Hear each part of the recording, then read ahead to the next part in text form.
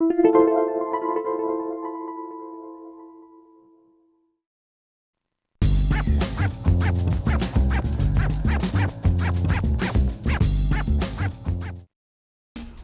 to My Long Island TV. From Manhasset to Montauk, we have traveled our communities to bring you the following events. I'm your host, Waldo Cabrera. My Long Island TV starts now.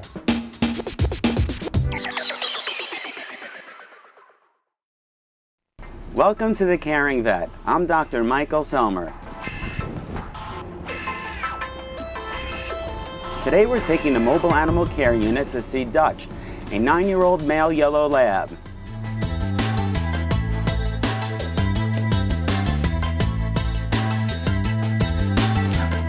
So tell me, what's been going on with Dutch? He's walking around, all of a sudden he goes down. Like he just goes down and he just like stiffens up for maybe about a minute. And then all of a sudden jumps up and he has to go outside. So they were saying he had some kind of like a seizure. But they told me, my other vet told me just to keep a watch on him. But it's like, I don't know, I work all day and I'm afraid to leave him. If I'm afraid, you know, if God forbid he falls or something like that, you know, and I'm not here. They weren't happening very often, but like last month he had 3 of them in the month. Okay, that's too many. And that's, all of a sudden I'm saying to myself, why is this? There has to be something that's doing this. Many things can cause seizure disorders in dogs. From disease in the central nervous system in his head, to cardiac or pulmonary disease in his chest, or any abdominal organ dysfunction can lead to a seizure. He did have Lyme's disease, Okay. which they treated. They found last January he Did had they Lyme's. test to make sure it was gone? No. This mass here under his arm is pretty big. Yeah, that's what I said. That's, Yeah. And they always said, oh, it's okay because it's, you know. Well, you really cannot tell unless you biopsy it. Yeah.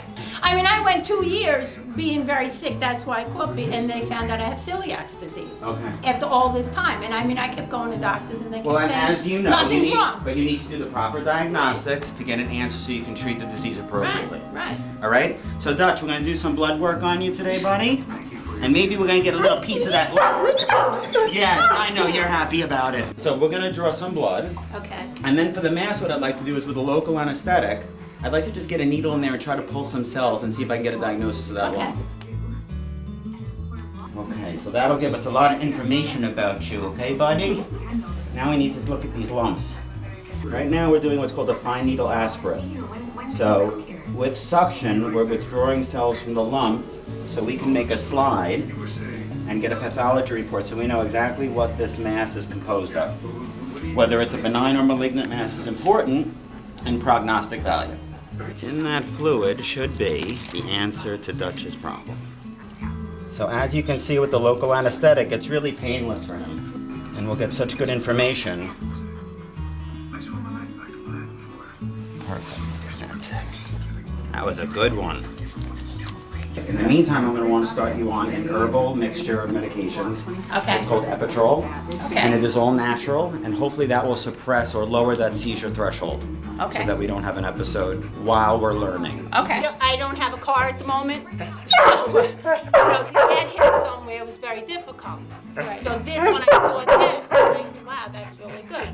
I thought that's excellent too for older people. Like I have a few older friends that don't drive and they have kids, and I gave the doctors some names because I said that it's a good thing. You know, so they will let me know how it is and then tell us. And I said, okay. We also check for lead and organophosphates, which are toxins that Dutch could have been exposed to that can cause those seizures. But before we know, we will have the answers to help Dutch, and he should live a happy, normal, healthy life. I'm Dr. Michel Selmer, the Caring Vet, and we'll see you next time.